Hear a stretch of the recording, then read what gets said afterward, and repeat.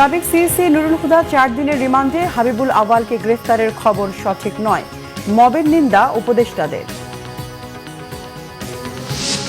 BNP mob সংস্কৃতির বিরুদ্ধে দলের কেউ জড়িত থাকলে ব্যবস্থা, জানালেন সালাউদ্দিন। ফ্যাসিবাদের দোসরদের দলে প্রবেশের সুযোগ নেই, হুঁশিয়ারি নেতাদের। স্বরাষ্ট্র উপদেষ্টার সঙ্গে সাক্ষাতের আশ্বাস, চাকরিচ্যুত বিডিআর সদস্যদের আন্দোলন স্থগিত।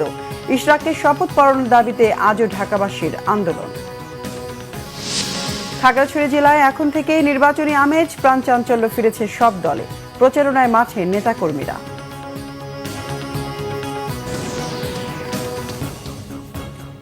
দেখছিলেন ক্রাউন সিমেন্ট সংবাদ শিরোনাম, এবার বিস্তারিত সংবাদ। অন্যায় প্রভাব খাটিয়ে প্রহসনী নির্বাচন দেওয়ার অভিযোগে রাজধানীর শেরেবাংলা থানায় করা মামলায় গ্রেফতার সাবেক প্রধান নির্বাচন কমিশনার KM নুরুল হুদার 4 দিনের রিমান্ড মঞ্জুর করেছেন আদালত। বিকেলে এই আদেশ দেন ঢাকার chief metropolitan magistrate Mohammad Mustafizur Rahman.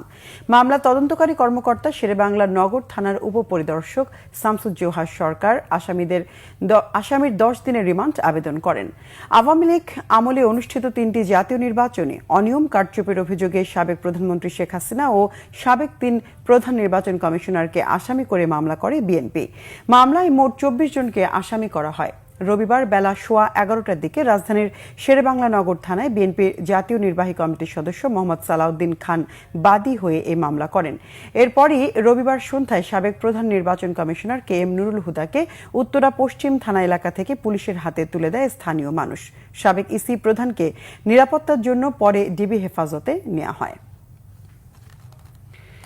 স্বরাষ্ট্র উপদেষ্টা অবসরপ্রাপ্ত লেফটেন্যান্ট জেনারেল জাহাঙ্গীর আলম চৌধুরী বলেছেন, সাবেক নির্বাচন কমিশনার নুরুল হুদাকে আটকের সময় মব জাস্টিসের যে ঘটনা হয়েছে তা কাম্য নয়। সকালে গাজীপুরের মৌচাকে হর্টিকালচার সেন্টার পরিদর্শন করে সাংবাদিকদের প্রশ্নের জবাবে কথা বলেন তিনি। স্বরাষ্ট্র উপদেষ্টা বলেন, রবিবার সাবেক প্রধান নির্বাচন কমিশনার হাবিবুল আওয়াল গ্রেফতারের যে খবর প্রকাশিত হয়েছে তা সঠিক নয়, তাকে এখনও গ্রেফতার করা হয়নি। উত্তরা থেকে সাবেক প্রধান নির্বাচন কমিশনার নুরুল হুদাকে আটকের সময়ের মব জাস্টিস অনাকাঙ্ক্ষিত। এমন ঘটনায় আইন শৃঙ্খলা বাহিনীর কেউ জড়িত থাকলে তা তদন্ত করে ব্যবস্থা নেওয়া হবে। পরে উপদেষ্টা হর্টিকালচার সেন্টারের বিভিন্ন এলাকা ঘুরে দেখেন, কর্মকর্তা কর্মচারীদের নানা দিক নির্দেশনাও দেন তিনি। মিডিয়া বলতেছেন যে হাবিবুল আউয়াল অ্যারেস্ট হয়েছে, ইনফ্যাক্ট এখন পর্যন্ত অ্যারেস্ট হয়নি। অ্যারেস্ট হয়েছে নুরুল হুদা সাহেব উত্তরা থেকে, বাট ওনার যেভাবে করা হয়েছে যে মব জাস্টিস, এটা হলো কোনো অবস্থায় গ্রহণযোগ্য না। এই সব কোনো ঘটনা ঘটলে আইন শৃঙ্খলা বাহিনীর কাছে তারা হস্তান্তর করবে এবং আইন শৃঙ্খলা বাহিনী প্রপার অ্যাকশন নেবে। আর ওখানে আরেকটা দেখা গেছে যে আইন শৃঙ্খলা বাহিনীর